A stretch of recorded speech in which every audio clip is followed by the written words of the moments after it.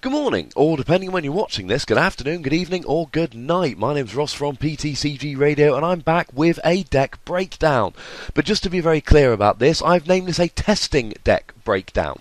Now, when I do a deck breakdown, just normally, I'm using a standard list. It's a deck that a lot of people are playing where standard lists are available, so I'm giving you just an example list. When I do a winning deck breakdown, which I've done a few of, I'm taking a very specific list that was piloted by one person, either to win or do well at a tournament. So it's an exact replication of a deck which has won. A testing deck breakdown, which I'm doing today, is neither of the above. It's a deck which I am playing around with. It's a deck which I've posted some videos up on the YouTube channel. I'm not going to do these before I post videos, although a lot of people ask me to, purely because a lot of the time, before I've played a few games with a deck, it's terrible, and I need to play half a dozen games to get the list worked out a bit, and some of those games are good enough to pop up online and some of them aren't. But if you guys keep requesting these videos, I'll keep sticking them up because you're lovely people, and why would I not want to do this? So these testing deck breakdowns are my decks. Now this deck is actually one that people are likely to be playing in the near future. Some of them may be a little bit weirder. I am not promising that these are great decks, nor am I promising they are great lists. It's merely the list which I've been using online, which you guys have asked to see. Now, this is my Seismitoad Mewtwo Garbodor deck. Now, if you look at the videos online, I've used a bunch of different lists. This is just one of them. I don't think it's an optimal list. If I end up taking this deck to a tournament, and I'm still undecided as to whether I will, I'll probably take it at some point, but I don't know when. If I do take it to a tournament, the chances are this won't be the deck list I actually take. It is very much a deck in progress, and I want that on the record before we start. So this deck revolves around Seismitoad. He's a new card that came out in Furious Fists, and essentially he revolves around that first attack, Quaking Punch. Double colourless energy, 30 damage, and it locks your opponent out of trainers. Now, it's very, very powerful in terms of its effect. It's pretty weak in terms of its damage. If you keep doing 30 damage every turn, it's going to take you a long time to actually win the game. And there's plenty of decks, like if you go back and look at the game I played against Eviltau Garbodor, if an Eviltau gets a Dark and a DCE, it's doing 90 damage every single turn, and that's if it's using Y-Cyclone. If a deck comes out that can one-hit this, something like Virizion Genesect, or maybe even Eviltau in some respects, then this deck will start to suffer a little bit. It's also got that second attack, Grenade Hammer, which shouldn't be slept on. It does 130 damage, and you'll see I play Water Energy in this deck so that I can take advantage of it.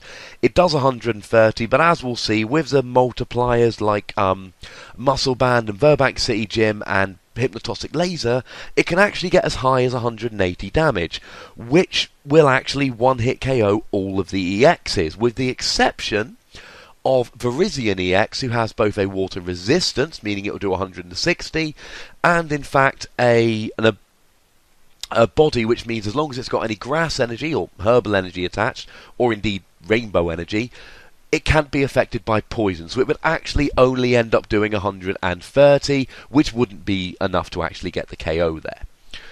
Very powerful card, and 9 times out of 10, that's your only attacker.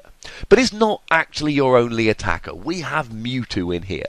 Now, we can't use Side Drive at second attack because we're not playing Psychic Energy, but what we do have is X-Ball. 20 damage times the amount of energy attached to this Pokemon and the defending Pokemon. Couple of reasons this card is in there.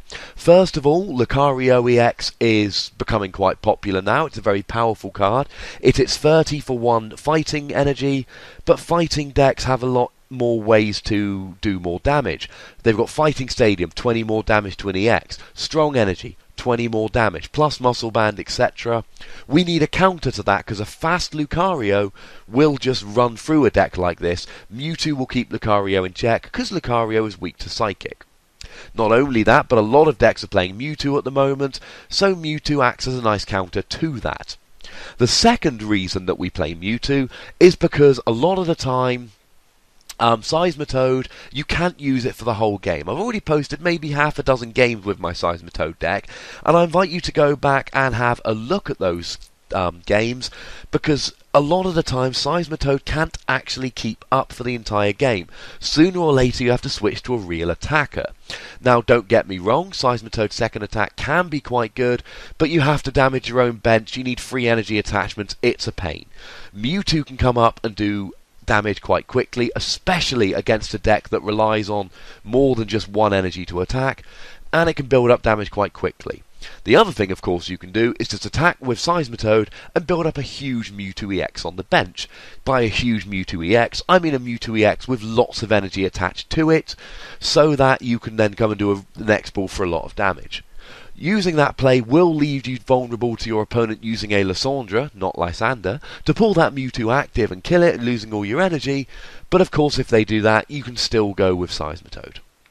The only other attacking Pokemon I've got in this deck is Reshiram. Again, you can't use that second attack because there's no fire energy, but it's there for outrage.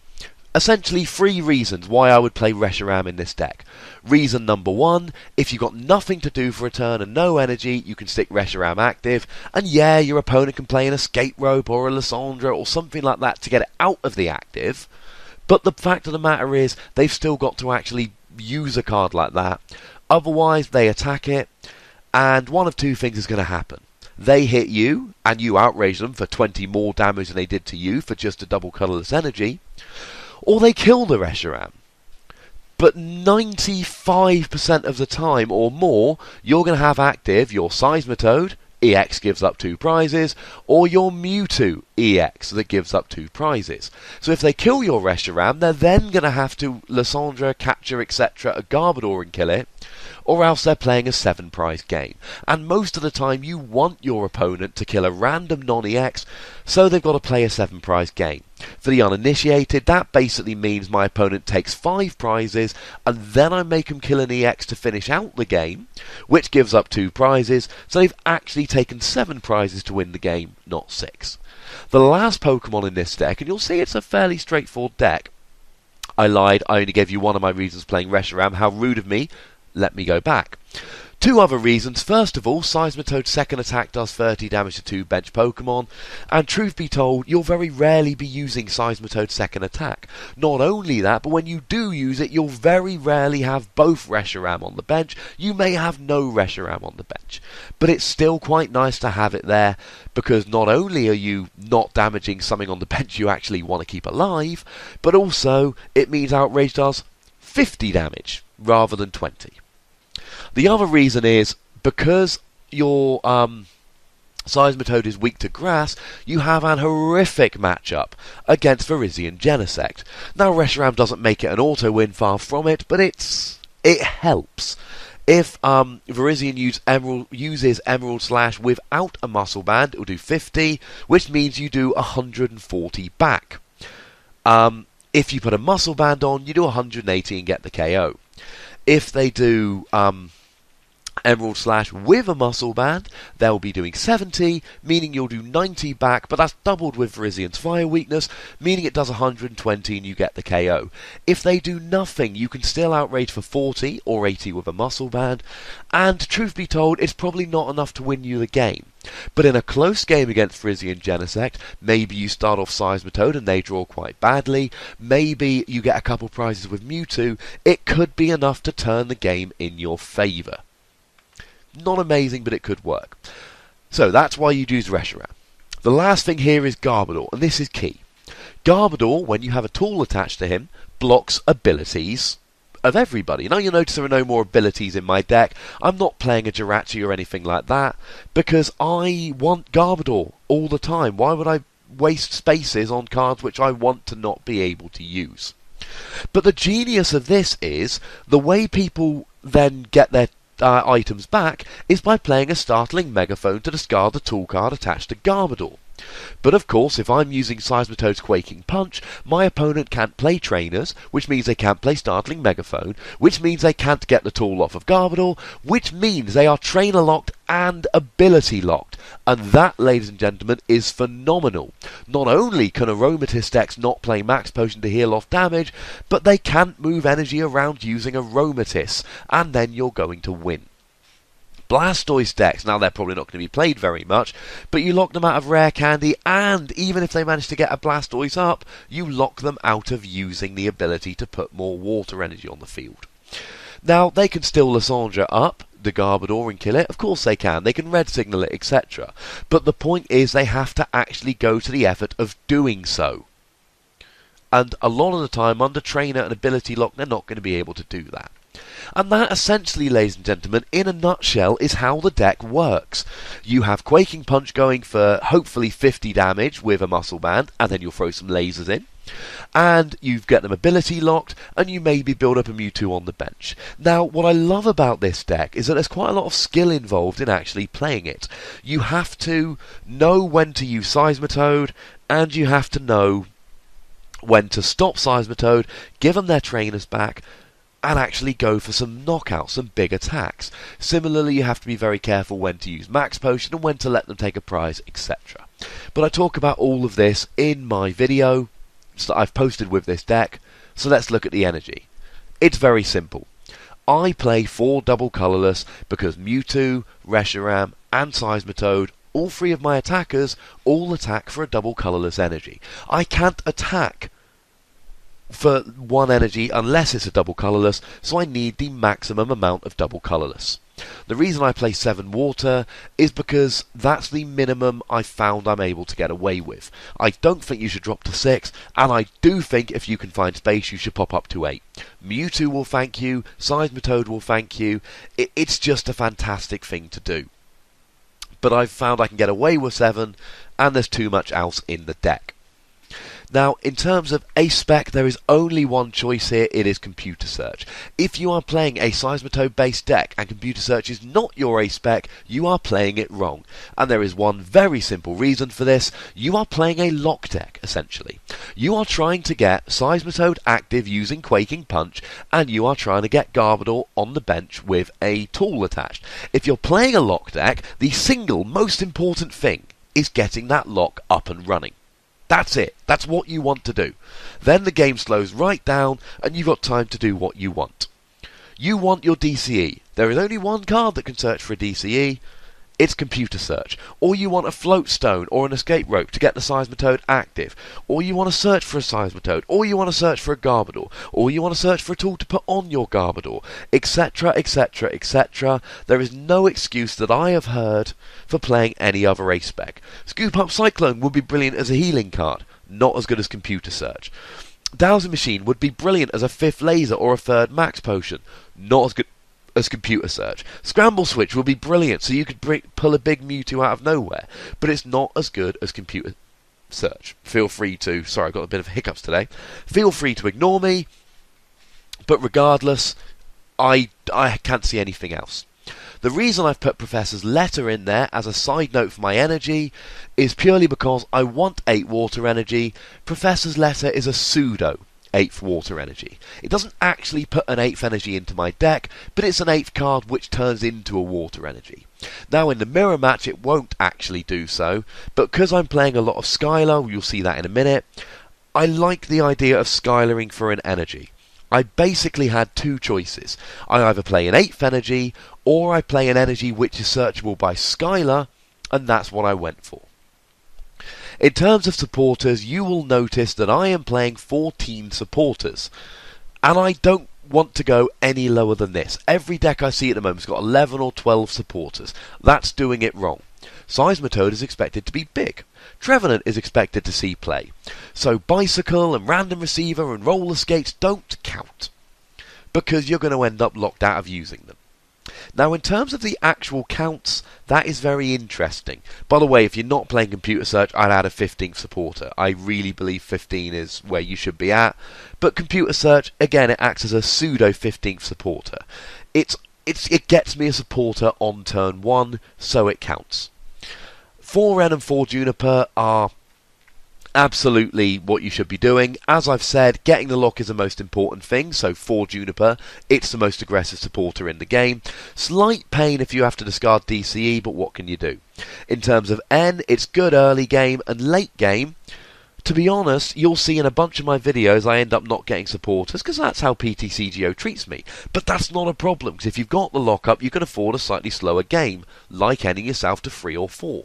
If you fall behind, however, end your opponent to 1, lock them out of trainers with Quaking Punch. That, ladies and gentlemen, is a very strong play. The other supporter I've got, and I've also got free Skylar, free Colress. I have no idea if these are the right counts. Colress is amazing because I'm usually going to fill my bench. If my opponent puts 3 Pokemon out, that's 8. If they put 5 out, that's 10. Brilliant card, absolutely wonderful. I would love a 4th, but it's not so good early game, so I can't justify playing a 4th. Skylar, I love mostly for the turn 1 Skylar for computer search for double colourless, or Skylar for Floatstone, or Skylar for Ultra Ball, or whatever. As I've said, you want the lock going early, and this basically helps you to get that lock set up. It also helps you to get a laser, or a Verbank, or a max potion, or whatever you need. A lot of the times when you're playing a deck like this, essentially a lock deck, it allows you to slow the game down in the middle, and when you slow the game down in the middle, Skylaring for one specific card is a play where you don't get to do it if you're playing an aggressive deck where you need to keep on the pressure every turn, but you can afford that here. In terms of Lysandra, that's my other supporter. I want a second one. I honestly don't think 1 is enough. I think 1 is an incorrect play here. I just can't find room for a second at the moment. Lysandra, it helps you take extra prizes, but essentially in a Seismitoad deck, Lysandra is pull up something rubbish on the bench that's got a high retreat cost and just sit there and Quaking Punch. Buy yourself some time while you play a bunch of other trainers and build up your Pokemon on the bench.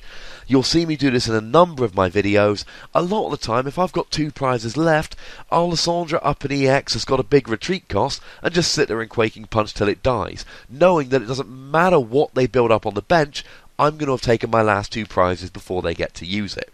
While I'm using Quaking Punch, my opponent has no switch, no escape rope, no floatstone. If I've got my Garbodor out, there's no rush in for Caldeo, etc. All they can do is manually retreat, and if I pull up something with a high enough retreat cost, I can kill it before they get enough energy on to retreat it. Lysandra has a lot of uses. I can't go into all of them right now, but essentially the best play is just buying yourself time by pulling something up for high retreat cost, using Quaking Punch, knowing that you've bought yourself 3 or 4 turns a lot of the time while you just sit there and set up. Oh, and when you stopped buying yourself those turns, you're getting 1 or 2 prizes at the end of it. The items are all very simple, so we can go through them quite quickly. For Hypnotoxic Laser, you're blocking abilities, you're blocking trainers. Hypnotoxic Laser becomes amazing because they're probably stuck in the active, and even things like Virizion are having their body turned off. 2 Verbank City Gym. I would love more than 2 Verbank City Gym. The only reason I don't play more than 2 is space. A lot of stadiums being played at the moment, and you'll see in the games I've posted up, there are games I want a Verbank City Gym where I don't have a Verbank City Gym. 3 allows you to draw into them more quickly, and it allows you to do better in the Stadium War. To be honest with you, with only 2 Verbank City Gym, I'm probably losing the Stadium War. And along with Lysandra, that would probably be the next card I want in this list. 4 Ultra Ball are standard. It's the only Pokemon search that searches for all the Pokemon in the deck. I'm playing 4 because I want my Pokemon out. Again, if I'm only playing 3 Ultra Ball, that is lowering my chances of getting Seismitoad using Quaking Punch either on turn 1 if I'm going second, or turn 2 if I'm going first. In terms of tools, I'm playing 3 Muscle Band, 3 Floatstone. I want 6 tools for Garbodor because I want to be able to use Garbodor. Honestly, I'd love 4 Floatstone, 4 Muscle Band, but I've got to compromise. Muscle Band is amazing because it adds 20 damage to all of my attacks. Floatstone is amazing because it gives free retreat to anything, including Garbodor, and if I get a Garbodor out of a tool, my opponent wants to play Lysandra and they want to put it active. And if I don't have a Floatstone on it, it's going to be difficult for me to get that out of the active. If I put a Muscle Band on, I'm going to have to pay its retreat cost, which as you can see is a whopping 3. That's a DCE and an energy, and they can just pull it up again with second Lysandra. So I can't really afford to play less than 3 of either, so I'm stuck playing 3 of each. I do play an Escape Rope, as well as that. Now, Escape Rope could be a 4th Floatstone. but I am wary of Hypnotoxic Laser. Hypnotoxic Laser stops me retreating, so I like playing the one escape rope. Playing Free Skylar allows me to play that escape rope. Now that escape rope could be a switch, but I love the plays where my opponent's got their attacker active, I play escape rope, they have to put up a Pokemon they don't want active, and then I Quaking Punch to stop them getting it out of the active. Kind of like a poor man's Lysandre. You don't get that all the time, but it's nice to have it when you do. Very few other cards in the deck. Like I've said, it's very straightforward. I believe the only two I haven't talked about is Palpad. Palpad's amazing. Now, Palpad it allows you to put 2 supporters into your deck from your discard pile. Now, Palpad is not a turn 1 supporter. And essentially, if I'm asking myself the question, does it count as a supporter in my deck? My question is, does it get me a supporter if I start with it? Palpad doesn't, Dowsing Machine doesn't, Computer Search does. So I count Computer Search as getting me an extra supporter. I don't count Palpad like that. I don't really see Palpad as saying I'm playing 17 supporters. That's not the role that it plays. But Palpad has a lot of different roles. It means once I've played my Lysandre, I can use it again by Palpadding it in and drawing into it. It means that late game, I've got more supporters to draw into. It doesn't help me with early game consistency, but gosh darn does it ever help with late game consistency. If my opponent takes a big lead, I can pop 2 ends back in. If I'm ahead, and I'm wary of being end, I can stick 2 Colress or 2 Juniper back in. If I'm having one of those games where it's a case of, I know I'm going to need a Max Potion, or I know I'm going to need a Muscle Band or a Hypnotoxic Laser to get the win, I can put my Skylers back in. It's as simple as that. And finally, Max Potion. I am playing a deck that doesn't go for one-hit KOs and locks them a little bit. So I'm going to be picking away at them, and they're probably going to be picking away at me, because when you don't have abilities or trainers, it's hard to get your big attacks off. So, I can Max Potion. My attackers can all make do with 1 energy attachment, as long as it's a double colourless energy, so I can Max Potion and keep attacking in the same turn. Or I can retreat and Max Potion when it's on the bench and attack with a new attacker. Or I can do a number of different things. But my opponent under Trainer Lock and Ability Lock is rarely going to be one-hit KOing my attacking Pokemon, so Max Potion becomes an incredibly powerful card. And that, ladies and gentlemen, is my deck. I would not... This is a testing deck breakdown. So to be very clear, I would not take this list to a tournament if I were you. This is an example of a possible Seismitoad, Garbodor, Mewtwo deck. I don't think it's the optimum list. I don't think 1 Lysandre is enough. I don't think 2 Verbank is enough. I don't know if the Reshiram are good enough to warrant being in there. I don't know if Escape Rope should instead be a switch or a 4th Floatstone. I don't know if I like the number of supporters, but I don't know if I like the actual breakdown of them. Some people have said you can get away with a 3rd Ultra Ball, and although I disagree, it's a possibility. With me self-playing a Professor's Letter and Free Skylar, maybe I can actually make do with 6 Water Energy. These are all things you should consider. I would actually quite like a 3rd Mewtwo as well.